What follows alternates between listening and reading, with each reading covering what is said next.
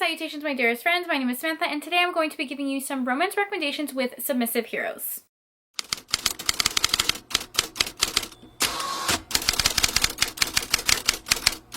Hello, how are you? Welcome or welcome back to my channel, and welcome back to Trope Week. If you guys didn't know, I'm doing something called Trope Week, where every day for a week I give you guys specific trope recommendations. I've done something like this before. I have a whole playlist of different trope recommendations that I will link down below. Today we're going to be talking about submissive heroes, and let me tell you, babes, I love me some submissive heroes. I'm very excited about the books that I'm going to be talking about. I have 10 books in total that I'm going to recommend, and then I have a couple that are on my TBR that I will talk about. If you guys want even more recommendations, I know that Jen from the book Refuge has done a recommendation video with submissive heroes, and I loved that video, so I will leave it down below so you can watch it as well. Of course, my phone will go off while I'm filming. Let's just hop right into the recommendations. Really quick, when I talk about a submissive hero, I'm mainly talking about them being submissive in the bedroom. So a lot of these books are pretty steamy. Some of them have BDSM elements to them. First couple books that I want to talk about are some short, steamy novellas from Miss Jessica Kane. You guys know I love Jessica Kane. She's one of my favorite authors when it comes to novellas. What I expect from Jessica Kane is that her books are going to be steamy, they're going to be quick, and they're going to be a little wild, which I love. Actually has a few submissive heroes. I'm just gonna quickly talk about 3.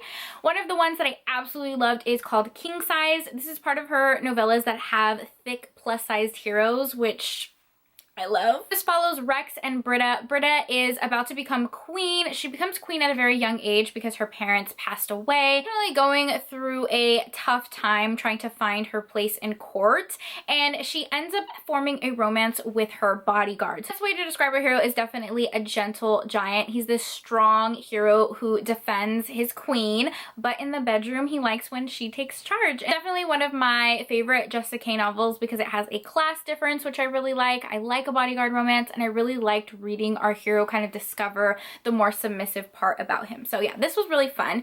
Another one is Husky by Jessica Kane. It follows Parker and Dawes. Parker is a fashion designer, but she's lacking a lot of inspiration. She ends up meeting our hero in a bar and instantly has inspiration for her next clothing line. She wants to create a plus size clothing line for men and just knows that our hero would be the perfect model. So she ends up propositioning him to be her model. He's kind of thrown off guard. He's not a model. He's like this rough and tough guy, but he is absolutely enamored with our heroine and goes along with it, and it follows their romance. She's young, she's inexperienced, she's a virgin, but she definitely seduces our hero and he's very into it. And then the last Jessica Kane one I want to talk about is Bossed Around, and this is probably like the most submissive hero out of all the Jessica Kane novellas.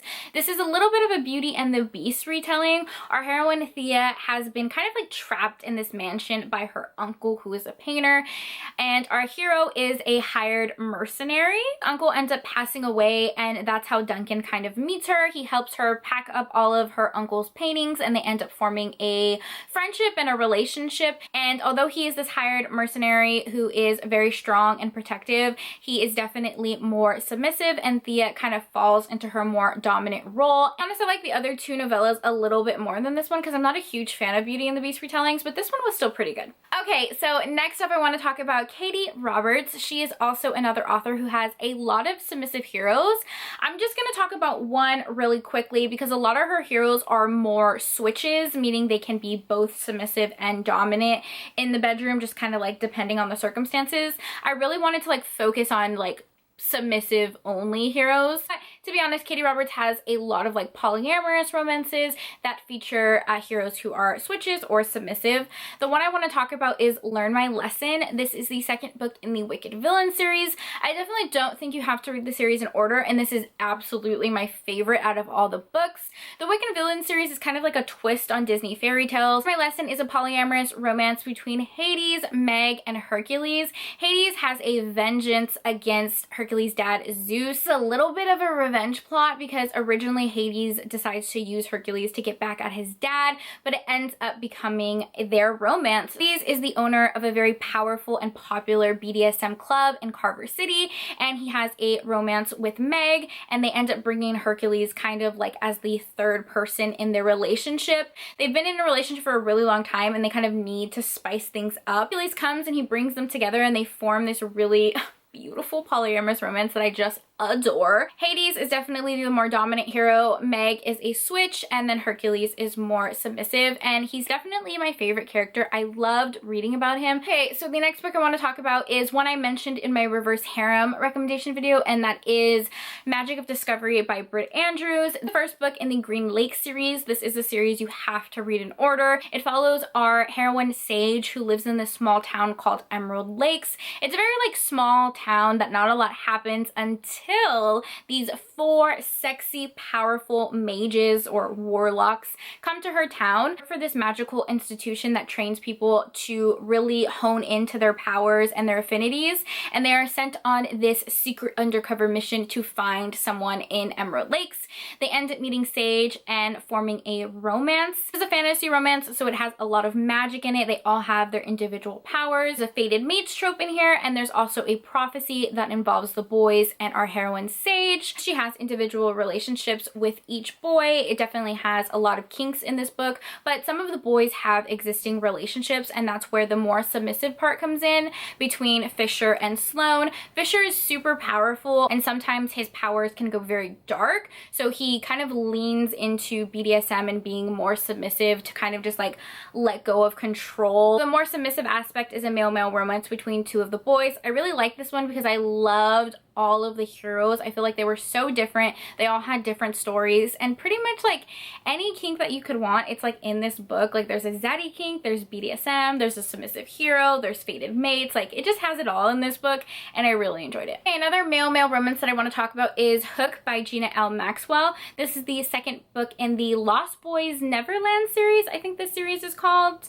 I definitely don't think you have to read the series in order. The first book is called Pan, which is a second chance romance retelling of Peter Pan and Wendy Darling. The second book in the series follows Captain Hook and Wendy's brother John Darling, and oh my gosh, I love this book. This book is available on Kindle Unlimited, and I feel like it's so underrated. Like I wish more people read this book. It does have a little bit of an age gap romance to it. John is an FBI officer. He ends up working with Hook because they want to take down like this undercover drug ring. Hook and John knew each other when they were kids. Hook has a very dark past. This has a couple trigger warnings for child abuse and sexual assault, so make sure to read the Goodreads reviews if you need those type of trigger warnings. He was placed in this orphanage when he was a child by a really bad guy who is a part of this drug ring and all of like this child human trafficking. John ends up working with Hook to catch this guy. It definitely is like an enemies to lovers romance. Hook has his guards up for sure. He is a little bit more dominant and John is more submissive. I love this book because I feel like Hook went through so much in this book. Like my heart hurt for him, so to see him like find solace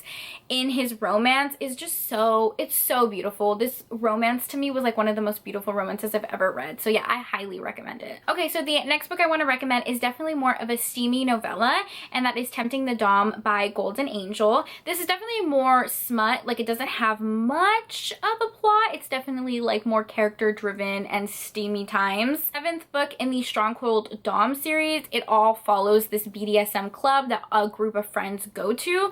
I wouldn't say you have to read the series in order, but you definitely do see some of the characters in this book. The book follows Luke and Olivia. Luke is this really strong, confident man in the boardroom, but he's a little bit more submissive in the bedroom. So he ends up working as a manager for this new BDSM club that is opening up. Olivia works at this club and they have like an instant attraction. Though they have an instant attraction, Olivia is very hesitant to get in a relationship with Luke because they do work together. Kind of her boss, so it definitely has like a power imbalance because she's more dominant and he's more submissive, but then in like the work life he's technically her boss, so they have to go through that. Luke is pretty inexperienced in the BDSM element, so he's kind of figuring out what he likes, and it follows their romance. Like I said, this is very steamy. It definitely has some pegging in it, which was really hot, and I really liked Luke and Olivia. I read this series like so long ago. Like I read all the books in the series when like BDSM BDSM was like a really popular thing in the romance community. It was honestly such a long time ago, and for some reason like this book always sticks in my head because it was the first time that I read like a submissive hero, and I was like, oh, that's a cool dynamic. I like reading about this. So yeah, this one kind of like always sticks in my head, but be warned, it's very, very steamy. Okay, the next book I want to recommend is probably my favorite read this year, probably the best book I read this year, and that is Pool Boy by Nikki Sloan. This is the second book in the Nashville Neighborhood series. I don't think you need to read this series in order because I read this one first and understood everything. The book follows Erica and Troy. Erica is going through a divorce. She finds out that her husband has cheated on her. She's lacking a lot of confidence, so she decides that she's just going to focus on herself.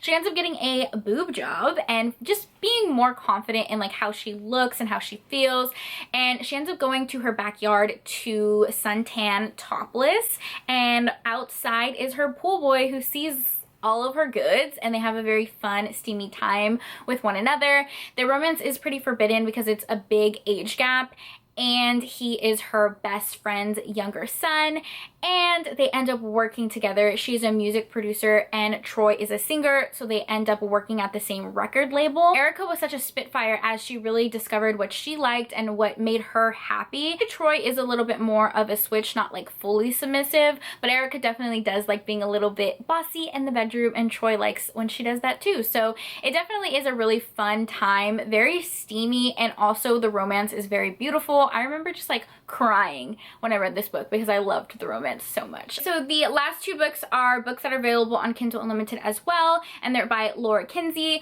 Laura Kinsey writes some very interesting short historical romances. The one that I'm going to be talking about is the Chance's Unlimited series. The very first one is called Hammer and Tongs. It follows Isaiah Chance, who basically like rules the underbelly of London. He has a lot of businesses and he kind of runs a gang like a little bit. Ends up owning this horse race company, and that is how he meets our heroine. He meets our heroine as she is dressed as a boy because she applies to be a stable boy at one of his businesses. Into forming a romance, Isaiah is the boss of so many businesses. He takes care of his family that he's really looking for an escape and for someone to kind of take care of him, and that's where our heroine falls in. She's definitely more dominant in the bedroom, and I loved their dynamic. I loved that this was a historical romance and it was a little bit different and unique. I did enjoy this one. It's a really fast read because it's like maybe less than 100 pages. The second book in this series is called Trouble and Strife, and this follows Sydney, who is Isaiah's brother. Sydney is like the enforcer of the family, so he's always the guy that they send when someone is not paying them or someone needs to be, you know, beat down. So he's kind of like the muscle of the family.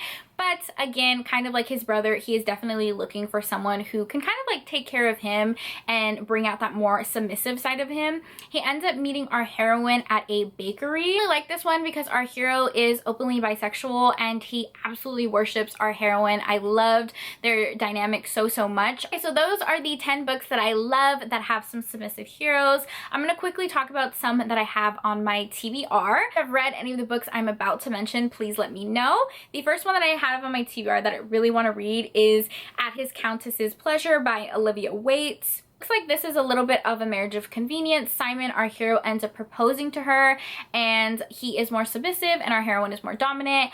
Just reading the Goodreads reviews, I think this has like a pegging scene, which I'm totally into, so I really do want to read this one. I want to read more historical romances with submissive heroes because I feel like for historical romances it's definitely usually like the alpha hero and the very innocent heroine, and I like the different power balance of a submissive hero. The historical romance that I have on my TBR is The Devil's Submission by Nicola Davis. This is the second book in the Fallen series. It follows Lord Grayson, who is a club owner, and I'm pretty sure it's like a BDSM club. I'm not positive, but I think it is. He doesn't have a great relationship with his family. He's disgraced from them. He ends up sending his wife away. They're going through some marital troubles. He ends up sending her away because he thinks that he can't properly satisfy her because he's secretly like a submissive hero in the bedroom and he doesn't really know how to tell her that.